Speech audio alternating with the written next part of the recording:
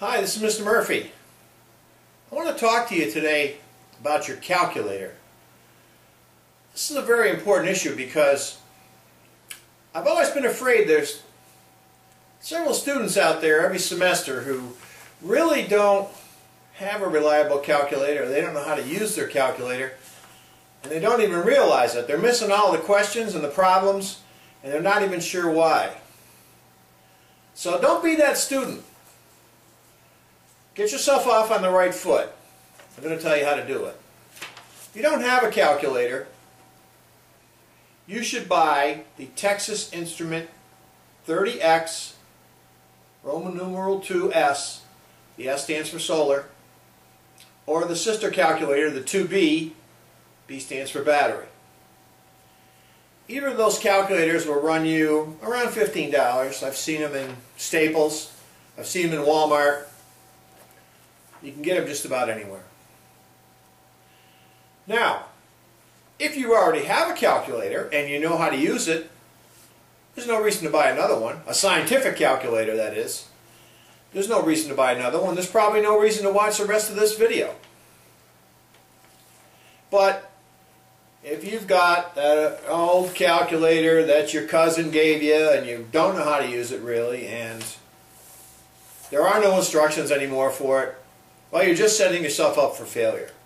So if you're in that category, go out and get a new Texas 30X. Texas Instrument 30X, excuse me.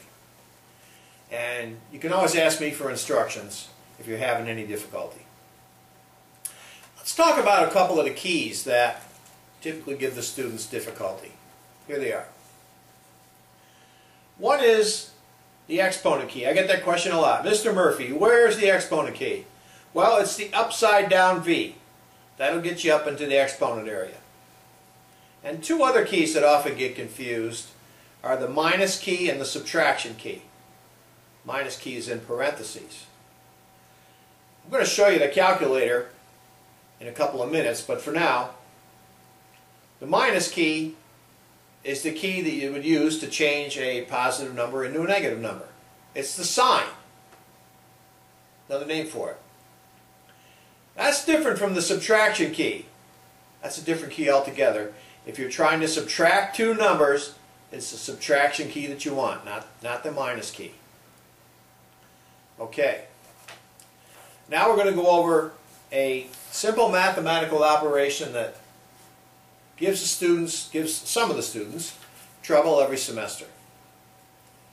I'm going to have you try it. So if you got your calculator handy, get it out and try this. How much is 24 divided by 4 times 3? Run that through on your calculator. Okay? So, 24 divided by 4 times 3, if you did it that way, you probably got the answer 18. Is that the correct answer? Well, no, it's not. In fact, take a look at that original problem again. If you look at it, the answer is obviously 2. 24 divided by 12. How in the world did your calculator mislead you into 18? Well, the way it works is you didn't do anything to tell your calculator that the second two numbers that you entered were both in the denominator of a fraction. You did 24 divided by 4, that's 6, times 3, that's 18. But here's the way you have to do it. You got to put the denominator in parents.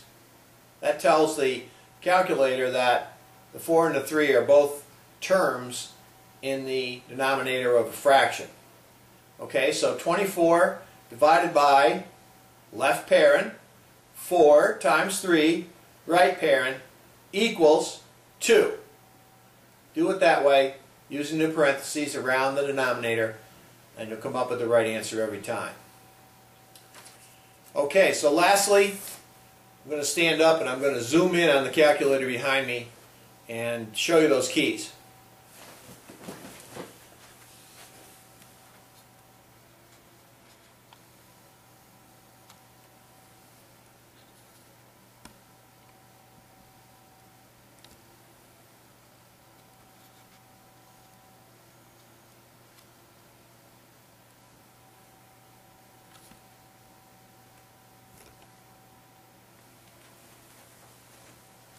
Okay, there's the TI-30 and the three keys I mentioned. In the left-hand column, there's your upside-down V to do exponents. In the bottom row, we have the minus sign, for turning a positive number into a negative number. And in the right-hand column, we have the subtraction sign. So don't forget, if you have any questions about operating your TI-30, send me an email. Thanks for joining me today.